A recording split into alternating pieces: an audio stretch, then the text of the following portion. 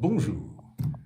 Dans notre vidéo numéro 4, publiée le 15 septembre, nous constations le lancement effectif, sinon officiel, d'une campagne présidentielle, plus que jamais centrée sur le thème de l'immigration extra-européenne, et nous disions nous tenir prêts à réagir à toute survenance d'un événement significatif.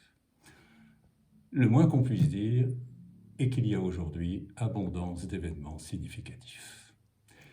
Essayons de mettre un peu d'ordre dans l'effervescence ambiante. Dans notre vidéo numéro 3, intitulée « La tierce solution », diffusée le 31 juillet, nous disions, pardon de nous citer à propos de la besogneuse désignation du candidat LR, « Il n'y a pas grand-chose à attendre des arbitrages, départages et autres absconses médiations du président du Sénat et du président des Républicains. » Ou encore, dans notre vidéo numéro 4 déjà citée, puisque ces deux présidents, M. Larcher et M. Jacob, incarnent en tant que leader de leur parti l'autorité démocratique, il serait décent que cela finisse par se voir un peu.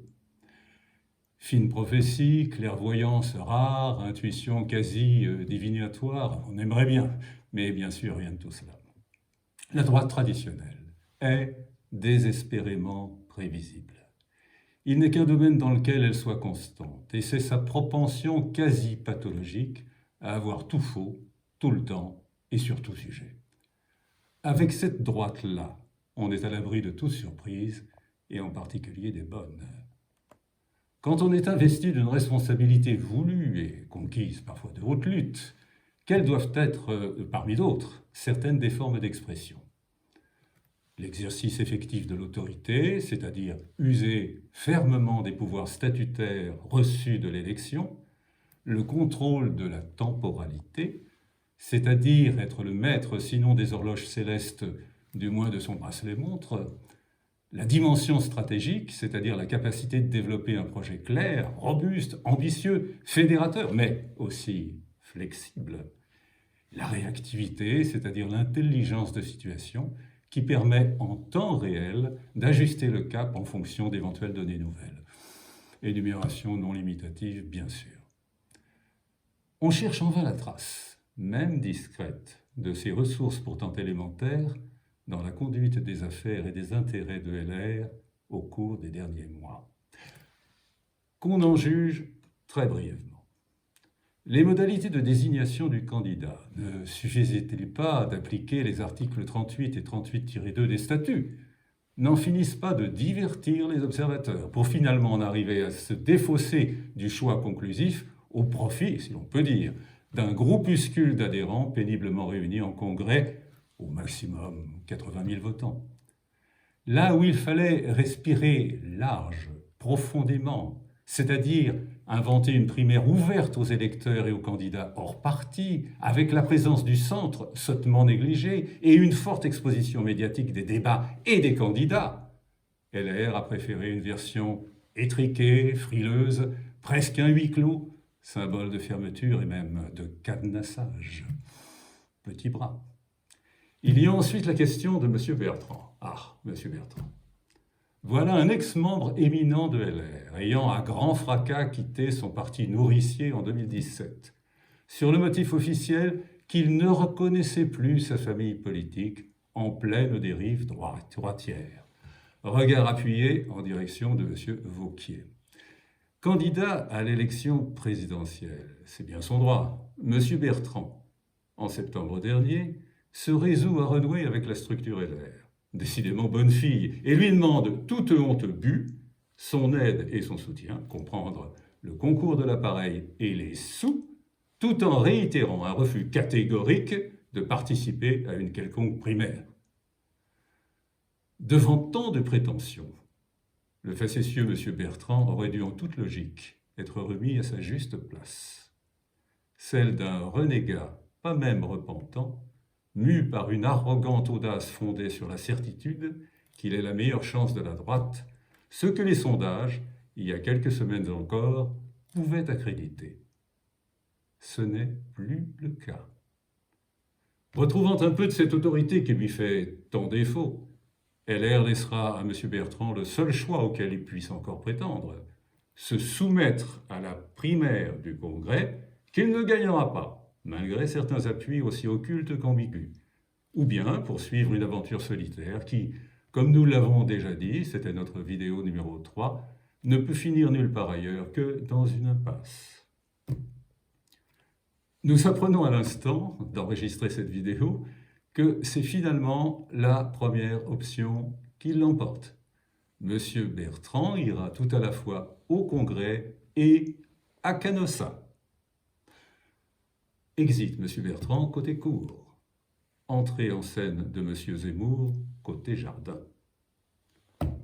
Monsieur Zemmour est-il la tierce solution appelée de nos voeux? Vidéo numéro 3. Il n'est en fait rien d'autre que le produit direct, au demeurant plein d'atouts, de l'inaptitude désormais chronique de la droite classique à jouer le rôle et tenir le rang que l'histoire du moment lui destinait pourtant. Incapable d'en avoir prévu et a fortiori contrarié l'irrésistible émergence, les Républicains n'ont désormais d'autre choix pragmatique que de transformer l'encombrante irruption en opportunité de circonstance et donc d'engager avec précaution un dialogue dont la clé d'entrée est la référence constante et appuyée de M. Zemmour à feu le RPR et plus précisément son courant le plus bonapartiste. Hélas, jamais en panne de formules aussi creuses qu'éculées, M. Jacob, Larcher, Abad, Mme Dati récusent a priori. Que penser de l'absurde clause anti-Zemmour glissée dans leur statut? Tout contact avec M. Zemmour au motif, je cite, qu'ils n'ont pas les mêmes valeurs. Mais de quelles valeurs parle-t-il? S'il s'agit d'audace, d'autorité, de clairvoyance, de patriotisme, de courage politique et même physique, alors oui, en effet, ils n'ont pas les mêmes valeurs. Mais on voit trop bien qui en est dépourvu. Bien sûr, on préférerait que M. Zemmour évince de ses propos, le plus souvent justes et puissants, d'inutiles et contre-productives outrances et scories. La peine de mort n'est plus un sujet. Le maréchal Pétain n'a pas défendu les Juifs de France en 1940. Les lois mémorielles ne sont pas un thème substantiel d'affrontement. La référence au sinistre docteur Mengele au sujet des enfants transgenres est inopportune, voire indécente. Pour plus d'efficacité encore, M. Zemmour devra préserver le salubre mordant de son discours en le purgeant de toute inutile acidité. Et plutôt que d'engager une réflexion commune qui à un moment ou à un autre s'imposera, M. Abad, autoproclamé digue infranchissable de la vertu, alors qu'il n'est pas même muret de restanque, ne trouve rien de plus pertinent à faire que de défier M. Zemmour pour une confrontation devant médias qui bien sûr n'aura pas lieu et dont il sortirait d'ailleurs en raillon. M. Zemmour a le droit, il le mérite, de briguer la magistrature suprême pour ce qu'il croit être l'intérêt supérieur de la nation. Mais il n'a pas le droit d'être un bien involontaire agent de l'échec, l'échec absolu étant la réélection du président actuel.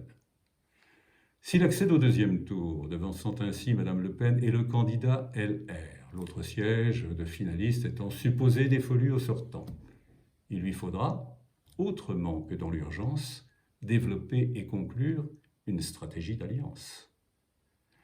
Par référence à la situation actuelle, 11 octobre, un candidat LR judicieusement choisi, on va s'en expliquer dans un instant, peut encore opérer un très spectaculaire rétablissement, à la différence de la candidate du Rassemblement national, dont le sort est irrémédiablement scellé. Elle ne sera pas présente au deuxième tour. Notre vidéo numéro 3 du 31 juillet. Et à ce même deuxième tour, ces électeurs voteront librement, en conscience, quelques consignes qu'ils aient ou non reçues. Revenons aux candidats, on l'espère, judicieusement choisis des Républicains lors du si lointain congrès du 4 décembre. On connaît à ce jour les principaux candidats officiellement en lice.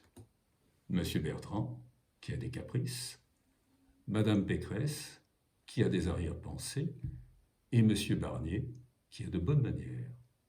Les deux autres candidats déclarés à ce jour, au demeurant l'un et l'autre très estimables, sont, qu'il nous pardonne cette réduction, des candidats d'appoint ou de complément. En d'autres termes, non seulement LR ne tient pas aujourd'hui son candidat, mais encore LR ne tient pas même avec certitude un candidat à la candidature robuste et consistant. On a vu plus haut ce qu'il fallait penser de la personne et de la candidature de M. Bertrand, qui ne saurait prospérer au futur Congrès, sauf à définitivement ridiculiser les Républicains.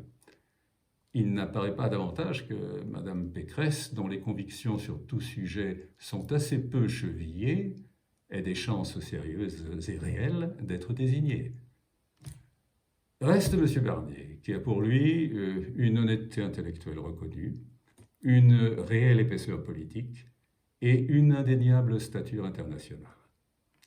À son passif, au moins médiatique, il manque d'éclat et de relief. Il est terne et plat, et donc, à l'heure où il faut susciter élan et enthousiasme, peu charismatique. Peut-on, en quelques semaines, réinventer un Michel Barnier, augmenté, je mets d'énormes guillemets bien sûr, c'est-à-dire un peu épicé, car bien trop fade, et survitaminé, car pas assez tonique, qui serait de surcroît épaulé par M. Wauquiez, lequel, comme on le sait peut-être, n'entretient pas de mauvaises relations avec M. Zemmour. Peut-il porter un programme global de rupture, ambitieux, transgressif, novateur, sur tout sujet, régalien, économique, sociaux, sociétaux, géopolitiques, et incluant dans son essentiel notre propre programme consacré à la politique migratoire, explicité et détaillé dans notre vidéo numéro 2 du 14 juillet. Malgré ces interrogations, et en l'état actuel des candidatures exprimées, M. Barnier est, pensons-nous, le plus crédible des prétendants à l'investiture.